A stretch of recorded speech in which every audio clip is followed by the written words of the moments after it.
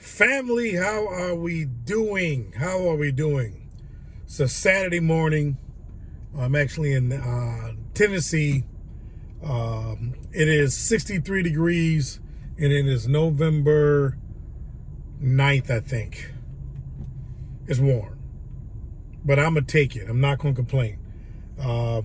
Back where I live further north in the Midwest of Indiana, I think it ain't that much different. It's in the 60s as well, so I'll take it. I'll take it. Hey, look, if you haven't done it already and you're part of the family, or if you're not, like and subscribe to the channel and comment if you feel compelled. Let's talk about what's going on. And let's talk real quickly about trucking. The election is over. America has decided. So what is going to happen going forward?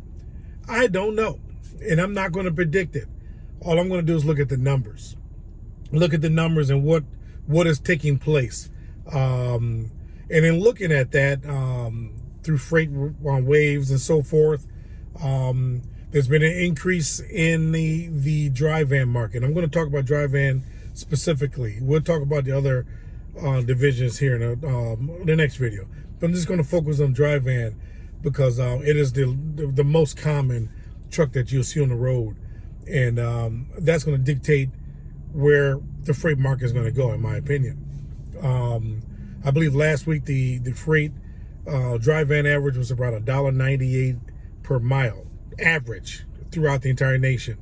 It increased 3 cents to $2.01 a mile for this week. So there's an increase. Over the last year, there's been an increase of about 3.5% with freight numbers. The increase. So there's been an increase, a slow increase in the spot rate markets. Rejections are up. All right, what does that mean? The major carriers that have the contracts are rejecting the the contracted freight from the shippers. I think rejection rate is up about 6%, which is outstanding, right? Why are they rejecting? There could be multiple reasons. I was watching a video and reading some articles through Freight Waves, and they talked about how trends are showing a normal up and down movement with holidays, various holidays, summer and so forth. They're showing the usual pits and valleys that you would normally see in a regular freight market, not a freight recession. But since May, there's been a steady movement within those things. Halloween, so forth. A lot of folks are saying, well, this movement, this uptick is the holidays coming. They're saying, no, it's not. It's not the holidays. This is a normal movement within the market. I heard someone else say this, and this is interesting. Well, the big carriers are rejecting those contracted loads because they're too low. Yeah, I can see that. But one thing I do know is if you have a contract and these are your customers, you're going to move their freight, good or bad, because you're contracted with them. This is work that's going to be there whenever you need it. And sometimes you're going to move it and you're going to lose money, and sometimes you're going to move it and you're going to make money. So on a regular, contractors or big carriers are not going to normally just, nah, I'm not going to move your freight when I'm contracted to move your freight. So that is something I would say that's not the case. They're going to move the freight. Why are they rejecting it? Maybe because there are some freight in the spot market that they feel they can do better in. Okay, I probably just contradicted myself. So I probably just did that. But it is what it is. They're entering into the spot market for a reason. And they've been doing this for the last year, going into the spot market because of the low contracted work, the low tenders. But there's other few things that are going on in the market.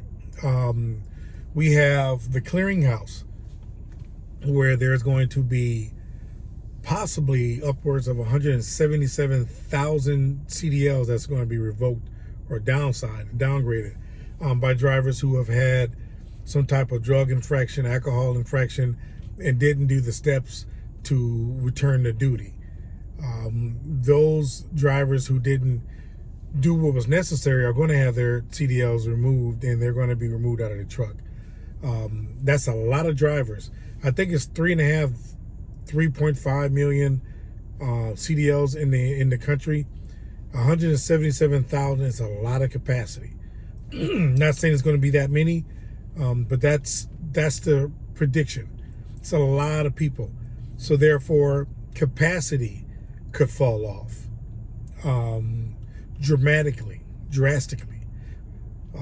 That could be one of the reasons for the uptick on the rates. And maybe it could be more. I see it being a bullish market. What will the shippers do? The shippers may do what they need to do right now and get contracts locked in at a higher rate, but at a manageable rate before the rates hopefully go higher. The prediction out there is that the freight recession is over. I need to see it to believe it. But the conversation, the celebrations that I'm hearing is that the freight recession is over, and it died in November of 2024. Hey, could this be? Could we finally be out of this? I mean, this is the worst freight recession in history. The longest. We thought this thing was going to be just a little valley. It's going to pop back up. 3 years, 2.5 years, this thing has gone on. It's time for it to end. Could this be the signs that it's about to end? I hope. I really do. I really hope. Because it's time for this industry to stop suffering. The rest of the economy has been going good, but the freight industry has been bad. Why don't they go side to side? Because trucking is a different market. It's a different economy. And it moves differently. And it has a lot to do with capacity. But we could possibly be showing some light at the end of the tunnel. I hope so, guys. I really do. I really, really do. It's been really somber. And I'm looking forward to seeing folks smiling again. Maybe to slow some of these trucks down in construction zones too. Unbelievable. We got to get better, y'all. This speeding in the construction zones and these little tight little barricaded areas, man, we got to slow it down. Somebody gonna get hurt. Seriously. But enough of my rant. Hey, if you haven't done so, I said it earlier, like and subscribe to the video. Let's comment. Let's talk about it. Anybody got an idea what's going on in the market? Could the recession be over? I hope so. Hey, love you guys. Keep doing what you're doing so you can see what it does, and we will see you on the next video.